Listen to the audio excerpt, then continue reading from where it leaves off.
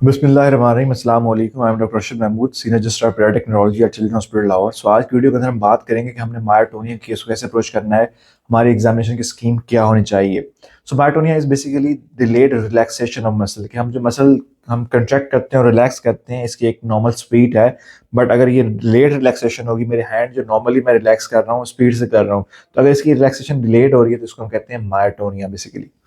तो myotonia different conditions के अंदर हो सकता है, लाइक मायोटोनिक कंजेंटा, जो कि बेसिकली चैनलोपैथी है, जिसके अंदर क्लोराइड चैनल की एब्नॉर्मेलिटी होती है। मायोटोनिया जो है वो पायरामायोटोनिक कंजेंटा की हो सकता है, जिसके अंदर आपके जो है वो सोडियम चैनल की एब्नॉर्मेलिटीज होती है। इस तरह मायोटोनिक मस्कुलर डिस्ट्रॉफी और शॉर्ट्स जैम्पल सिंड्रोम के अंदर भी आपको मायोटोनिया मिल सकता है।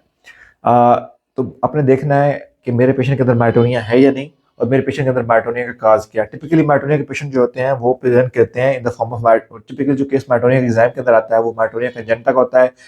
बड़ा मुश्किल होता है इसको पिक करना एग्जाम सेटिंग के अंदर, जब आप नर्वस होते हैं और आपके लिए चीज़ें आसान नहीं होती।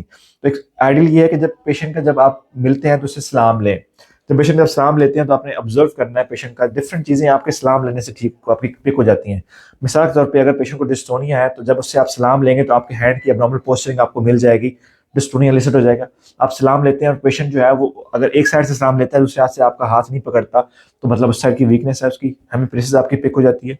अब पेशेंट कहते हैं को सलाम ले, और पेशेंट जब सलाम लेता है तो उसका हाथ छोड़ता नहीं, छोड़ नहीं पाता, तो उसकी ग्रिप उसकी जो है वो अब है। तो फिर आपको वहाँ भी पता चल जाता है कि पेशेंट के अंदर जो है वो मसला कोई उसको मायोटोनिया का मसला हो सकता है, अगर वो आपका डिलेड उसकी ग्रिप रिलीज हो रही है। इस तरह अगर पेशेंट हाथ पकड़ता है बट हाथ की ग्रिप उसकी नहीं है, तो न्यूरोपैथी यानी डिस्टल वीकनेस अगेन आपको वहाँ से आइडिया हो जाता है। तो आपने दो चीज़ें जरूर करनी है न्यूरोलॉजी एग्जामिनेशन में। पहला, पेशेंट से बात करनी है, तो उससे आपकी स्पीच और कोग्निशन डिसाथ्रिया ये सारी चीज़ें आपको बदल जाएंगी। दूसरा, आपने उससे सलाम लेना है, तो उससे आपकी जो है वो वीकनेस, डिस्टोनिया, मायोटोनिया, हेमिप्रेसिस और न्यूरोपैथी ये इलिसिट हो जाएंगे आपके। तो डेफिनेटली ऐसे पेशेंट को जब एग्जामिन करते हैं तो आपने उसको अच्छी तरह एक्सपोज करना है। बॉडी बिल्डर लुक आपको मिलती है, मतलब उसकी काफ हाइपरट्रॉफी भी होगी, उसकी जो है आपके जो है उसके डेल्टॉइड्स हैं, उसके जो है बाइसेप्स हैं, उसके फोर आर्म के मसल हैं, उसके जो पेक्टोरस मेजर हैं, इवन उसके जो है वो सिक्स पैक्स तक बने हुए नजर आ जाते हैं। तो उसको जनरलाइज हाइपरट्रॉफी होगी, आपने एक्सपोज करना है। गेट जब चलाएंगे तो यूजुअली आपको जब स्टार्ट करेगा तो उसको नॉर्मलिटीज होगी, चलने में मसला होगा, बट आप उसको फ्रीक्वेंटली चलाएंगे तो उसका गेट नॉर्मल हो जाएगा, गावर साइन उसका नेगेटिव होगा। तो इंपॉर्टेंट डिफरेंशिएशन ये यहाँ पे ये है कि डीएमडी यानी डुशेन मस्कुलर डिस्ट्रॉफी में भी उसकी जो है काफ मसल की हाइपरट्रॉफी होती है, बट इस केस में हाइपरट्रॉफी जनरलाइज्ड होगी और गावर साइन उसका नेगेटिव होगा। तो आपने उसका जब देख लिया कि उसको उसका जो है मसल बिल्क जो है वो इंक्रीज्ड है, तो फिर आपने उसका परफॉर्म करना है मायोटोनिया के साइंस। मतलब पहला आपने असेस करना है पेशेंट को उसके मसल बल कैसा है। अगर आपने असेस कर लिया कि उसका मसल बल यानी जनरलाइज उसकी हाइपरट्रोनी है, तो आपने उसका गेट करा लिया, गवर करा लिया। अगर गेट भी नॉर्मल है, गवर भी नेगेटिव है, तो फिर आपने देखना है कि मेरे पेशेंट में मायोटोनिया है या नहीं, तो उससे अपने मायोटोनिया के साइन कराने हैं। चार इंपॉर्टेंट साइन है जो आपने परफॉर्म करने हैं, जिसके अंदर आपका ग्रिप मायोटोनिया है, कि आप उसका हाथ उंगली पकड़ो और छोड़ो, छोड़ता है उसका हाथ आराम से छूलेगा। फिर आपने उसके जो है वो जो उसके जो थिनार है एमिनेस, उसके ऊपर आपने उसको टेंडन से स्ट्राइक करना है, तो आपको वहां पे एक डिंपल मिलेगा और उसका हैंड कंट्रैक्ट करेगा और फिर स्लो रिलीज होगा। ठीक है, तो इसको हम कहते हैं कि ये जो है वो परकशन मायोटोनिया है, ग्रिप मायोटोनिया, परकशन मायोटोनिया। उसके बाद आपने उसका आईलिड मायोटोनिया कहना है कि पेशेंट आंखें बंद करे और एकदम खोले, तो खोलते हुए उसको टाइम लगेगा, तो उसको हम आईलिड मायोटोनिया कहते हैं। उसके टंग मायोटोनिया, पेशेंट की टंग के ऊपर जब आप उसको टंग को बाहर निकालेंगे और उसके टंग के ऊपर आप उसको वर्टिकली प्रेस करेंगे विद टंग डिप्रेसर, तो उसकी टंग जो है वो, जो नॉर्मली हमारी टंग इस तरह की होती है, तो टंग दोनों साइड से कंट्रैक्ट करेगी। ठीक है, मतलब टंग की ये नॉर्मल शेप है, ओवल शेप, तो ये टंग दोनों साइड से कंट्रैक्ट करेगी, तो ये ऊपर और नीचे फरो बन जाएगी, इसको हम कहते हैं जो है टंग मायोटोनिया। तो डिफरेंट साइन ऑफ मायोटोनिया आपने परफॉर्म कराने हैं। फिर आपने उसका परफॉर्म करना है कि उसकी जो है वो ग्रिप बार बार करानी है और देखना है कि उसका ग्रिप से उसकी इंप्रूवमेंट आती है, वर्सनिंग आती है। तो मायोटोनिया कंजेंटा में उसकी इंप्रूवमेंट आएगी और पैरामायोटोनिया में उसकी वर्सनिंग आएगी। जब आपने मायोटोनिया के साइन परफॉर्म कर लिए, तो फिर आपने देखना है कि आपका बच्चा कोई डिस्मॉर्फिक तो नहीं है, क्योंकि शॉर्ट्स जैम्पल सिंड्रोम के अंदर आपको डिस्मॉर्फिज्म मिलेगा, लाइक शॉर्ट स्ट्रेचर, लाइक बोनी जॉइंट एबनॉर्मलिटीज, लाइक उसके ब्लेफरोमायोसिस, यानी उसकी आंखें जो है ना वो मुसलसल छोटी नजर आएंगी आपको, तो वो आपका शॉर्ट्स जैम्पल में चला जाता है।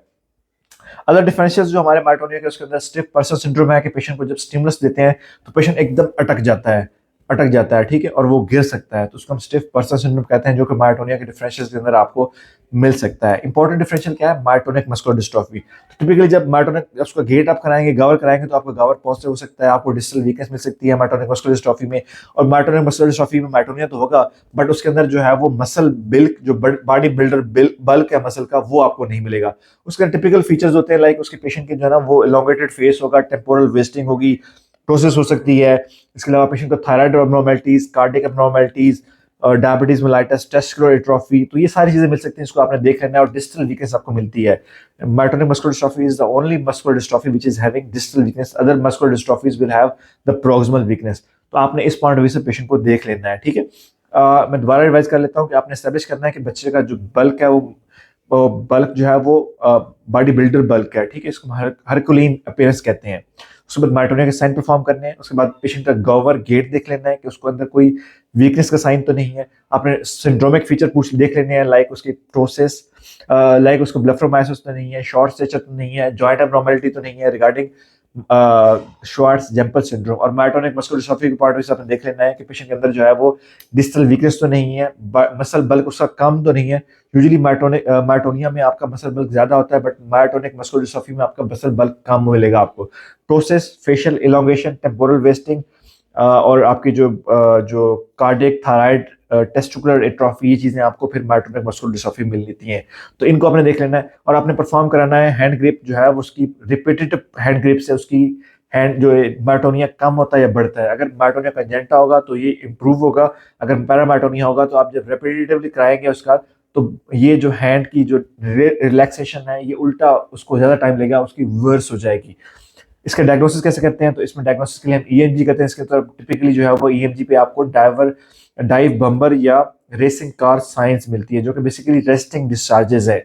और डेफिनेटली आप जेनेटिक्स से परफॉर्म कर सकते हैं। ट्रीटमेंट में आप इसको जो है वो कहते हैं कि आप जो है वो फिजियोथेरेपी करें, या फिर आप उसको जो है कहते हैं कि आपने वार्म अप कराना है, कि जब भी कोई आपने एकदम बैठे हो, एकदम नहीं खड़े होना, बल्कि आपने स्लोली या एकदम कोई एक्टिविटी परफॉर्म नहीं करनी, बल्कि पहले आपने आपको वार्म अप करना है, ताकि आपका जो मायोटोनिया वो कम हो जाए। इसके अलावा डिफरेंट ड्रग्स हैं, लाइक कार्बामेज़ेपिन है, फेनिटोइन है, गाबापेंटिन है, बट आइडली इज मेग्जिलिटिन, जो कि पाकिस्तान में अवेलेबल नहीं है। तो डिफरेंट ये ड्रग्स हैं जो आप बच्चे को दे सकते हैं।